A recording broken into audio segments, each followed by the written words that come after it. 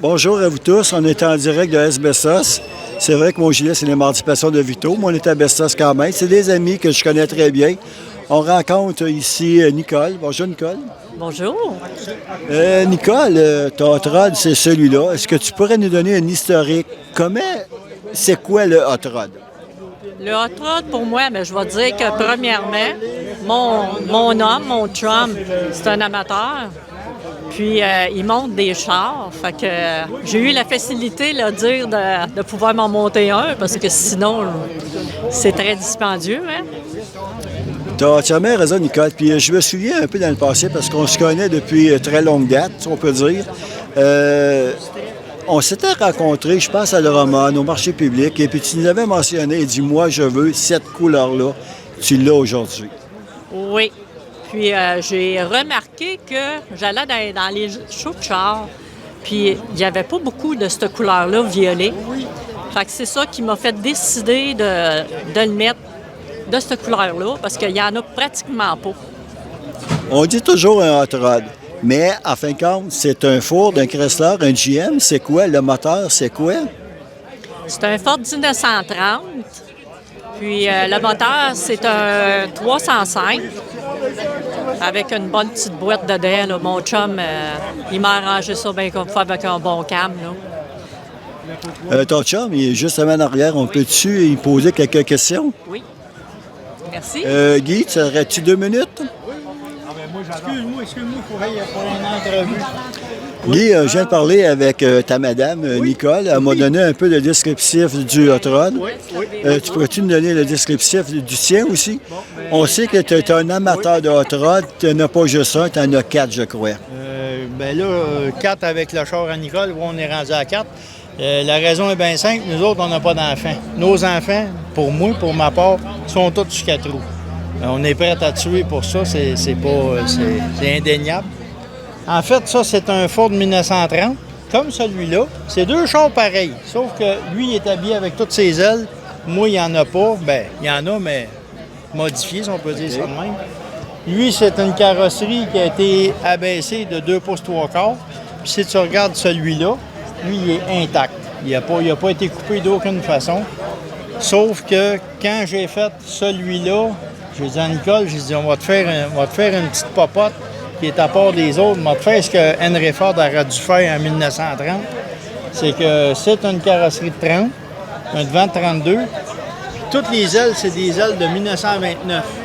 Et pourquoi 29? C'est parce que la swing de l'aile est plus prononcée, c'est encore plus beau. Fait que moi, j'ai dit, on va te faire ça comme ça. J'ai dit, ça devrait attirer l'œil de certaines personnes. Le monde qui voit ça, ben, ils disent tout, hein, c'est quoi ça? Ben, c'est un char modifié, comme on peut dire. Ça, c'est pareil quand on a fait faire les louvers ici. Moi, j'ai dit, je vais avoir des louvers, mais avec un pic dans le centre. Ça n'existe pas, ça. Ça n'existe pas. Sauf que j'ai vu ça, moi, d'une revue. Je trouvais ça tellement beau, j'ai dit, c'est ça que je veux. J'ai dit, personne au Québec a ça. Ben, j'ai dit, nous autres, on va en avoir. Fait que le gars de Granby, en fait, c'est Jacques Trudel de Granby, Jack Hot Rod Garage. C'est tout lui qui a fait la conception de la tôlerie. En fait, ce gars-là, c'est un artiste. Et puis, c'est de valeur parce qu'ici, au Québec, on a des artistes comparables aux Américains. C'est juste qu'on est mal reconnus. On n'est pas assez connus parce qu'on est une trop petite gang. Puis on est bien mal géré, surtout par les gouvernements qu'on a. Nous autres, ils nous mettent des bâtons dans les roues pour ça. Fait que on essaye de se débattre tant bien que mal, mais on arrive à se faire des patentes de même que les autres n'ont pas vu encore. Puis quand ils voient ça, là, ils tombent tous en amour avec ça. Bien, c'est toute l'ingénierie québécoise, là. Ici, il y en a en masse du talent. C'est juste parce qu'on n'est juste pas assez de monde pour que ça soit réellement reconnu. Fait que c'est ça, lui c'est le dernier qui est fini en réalité. Puis là, ben moi, dans mon cas, je le dis, c'est une maladie. Puis cette maladie-là m'a amené j'ai fait des ACV, pour vrai. Mais heureusement, j'ai pas eu de séquelles de ça. Et puis, quand il est sorti de l'hôpital le dernier coup, ben, il dit, on continue, mais on continue tout de suite avec un pick-up.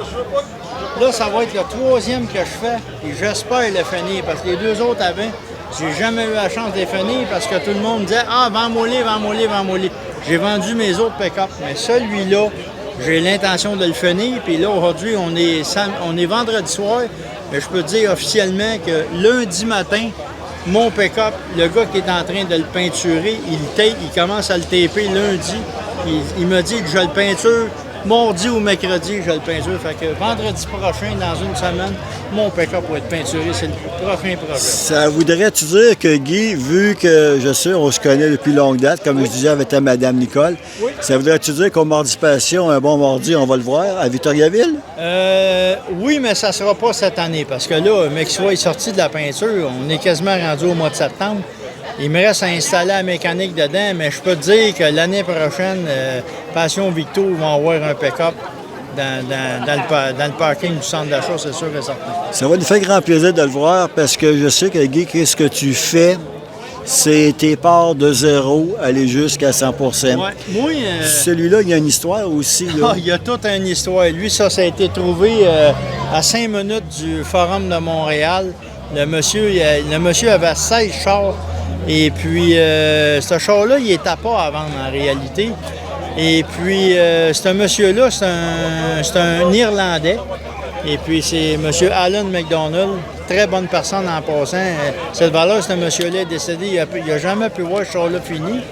Mais nous autres, on s'est connus par rapport à une vitre de lumière comme ça. Il m'appelle, il dit, toi, c'est un Chrysler 31. J'ai dit oui. Il dit, t'arrêtes-tu une vitre de lumière d'Esper? Parce qu'il dit, je viens de ramasser un 31. J'ai craqué la lumière. J'ai dit, j'en ai seulement qu'une. Mais j'ai dit, je tiens pas à la vendre. Mais il dit, emmène-moi là. Il dit, il y a sûrement un numéro là-dessus. Je veux voir le numéro de la lumière. Puis à partir de là, il me dit, laisse-moi ta lumière, mais j'en trouve une, je la remplace. Ça me tentait pas bien à l'époque, mais je me suis dit à moi-même, c'est rien qu'une vitre. On va sûrement en trouver un autre à un moment donné. Fait que j'ai laissé la vitre. Et puis, moi, j'ai dit, en tout cas, j'ai dit, votre petit Ford 30 que vous avez, là, celui-là, là, justement, j'ai dit, c'est un char, j'aimerais, il dit, il est tatoué, je vais te le garder. Mais ça, c'est une histoire facile à dire, là, moi, te le garder. Mais il s'est passé un an. Puis, moi, j'appelais le monsieur à tous les mois, j'ai dit, Monsieur McDonald, j'ai dit, à minute, j'ai l'argent, m'en vous l'acheter, votre Ford. Ah, il dit, prends le temps que tu veux, il dit, m'a te le garder. Moi, dans ce temps-là, j'étais en train de me monter un Dodge 52 pick-up. Tu sais, quand je dis j'en ai monté deux, j'ai jamais eu la chance de les finir, ça, c'est le deuxième. Et puis, à un moment donné, c'est lui qui m'appelle.